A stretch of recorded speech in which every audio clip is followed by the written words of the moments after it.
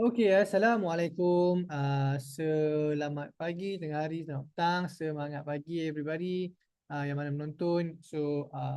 Dalam video kali ini, saya nak berkongsi, nak kupaskan sedikit one layer.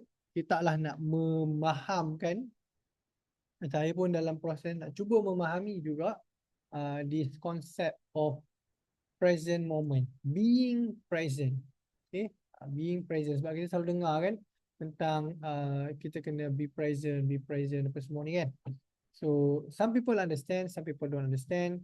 Saya sendiri pun masih nak cuba memahamkan apa present moment tersebut in terms of the definition, dan juga kenapa kita kena be present, dan the relevant of it lah in apa yang kita buat pada hari ini. Okay, so pada pandangan saya, okay, being present akan membantu kita dalam beberapa perkara lah.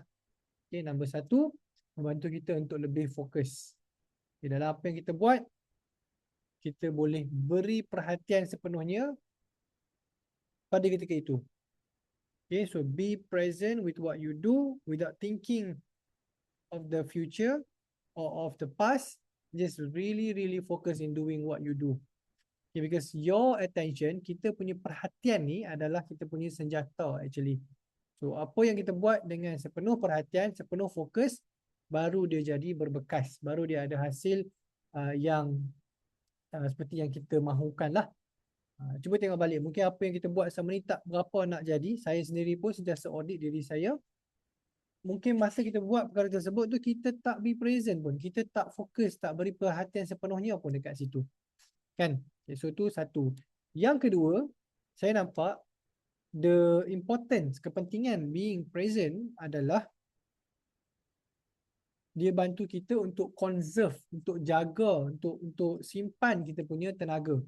Okay, sebab kita rasa penat, kita rasa tak bertenaga apa semua ni bukan semata-mata sebab kita buat aktiviti-aktiviti fizikal, berjalan, bercakap, bersenam dan sebagainya, tapi berfikir juga sebenarnya menggunakan tenaga. In fact, berfikir dan attach, meletakkan emosi kepada apa yang kita fikir tersebut, itu memerlukan tenaga yang lebih banyak sebenarnya daripada perkara-perkara fizikal. That's why bila kita bekerja seharian, kadang tu kita bekerja bukannya kita berlari apa kan, tapi sebab kita duduk di satu tempat, buat satu kerja, berfikir mungkin macam mana nak tulis ni, macam nak tulis tu.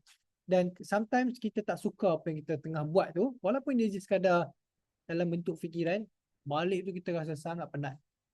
Pernah tak anda lalui benda tu kan?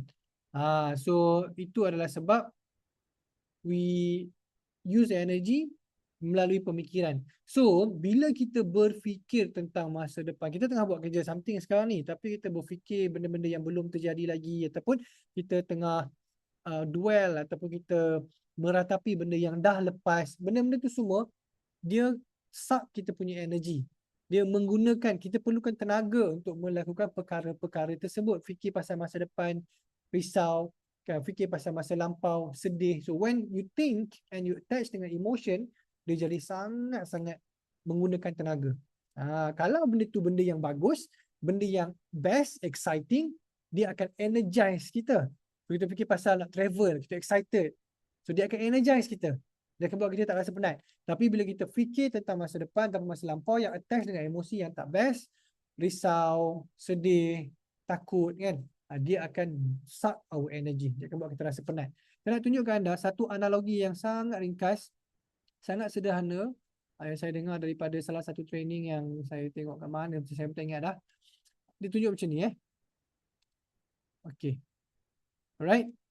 Contoh paling praktikal yang kita semua pun duk buat actually selalu tentang being present, fokus, adalah bila kita drive waktu malam yang gelap dan kita fokus cuma pada apa yang kita nampak dekat headlight kita saja, lampu yang kita, kereta kita lah, bila kita drive ataupun kita naik motor kan. So waktu kita drive, waktu kita bawa motor di malam yang gelap, menggunakan lampu kenderaan kita tu, kita cuma fokus pada apa? Pada apa yang kita nampak sahaja. Jalan yang di depan kita tu mungkin dalam, I don't know, 4, 5 meters ahead of us, kan? Dengan itu je yang kita nampak, itu saja yang kita fokuskan. Kita tahu ke mana kita nak pergi, rumah kita kat mana, alamat kita macam mana, tapi apa yang kita fokus pada ketika itu adalah apa yang kita nampak di depan mata, apa yang kita pegang dekat steering kita, apa yang ada dalam kereta kita. Itu saja yang kita fokuskan pada ketika itu. Itulah dia salah satu contoh praktikal of present moment, of being present. Cuba bayangkan anda bawa kereta yang di malam yang sangat gelap, hujan pula tu contohnya, lampu jalan, lampu kereta anda sahaja yang anda boleh bergantung untuk anda nampak di depan, tapi anda punya fikiran duk fikir benda lain, duk fikir kat rumah lagi nak masak apa contoh kan, ataupun lagi dekat depan tu jam ke, tak berlaku lagi jam, macam-macam kan.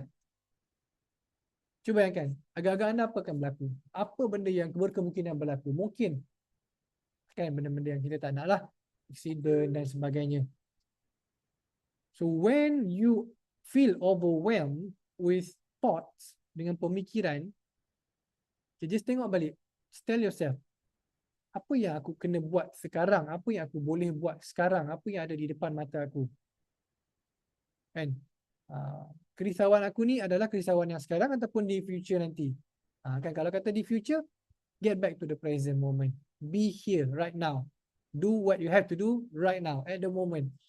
Okay, so saya sekarang tengah buat video untuk cakap pasal this present moment. So this is what I'm doing. Kalau saya duk fikir pasal buat konten, saya fikir semua tu, then it will not be as effective as it should have been. Okay, so bayangkan anda bawa kereta di malam yang gelap, berpandukan cuma oleh lampu jalan kereta anda saja.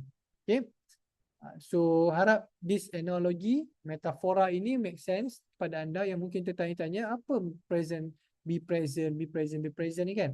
So I hope this makes sense. Step by step kita sama-sama fahamkan. And insyaAllah, once you understand this, you will be focused. Once you understand this, you can conserve your energy much better. Supaya anda boleh direct that energy to what you do right now. Okay, so saya harap benda ni membantu. InsyaAllah jumpa lagi di video terusnya. Assalamualaikum. Bye.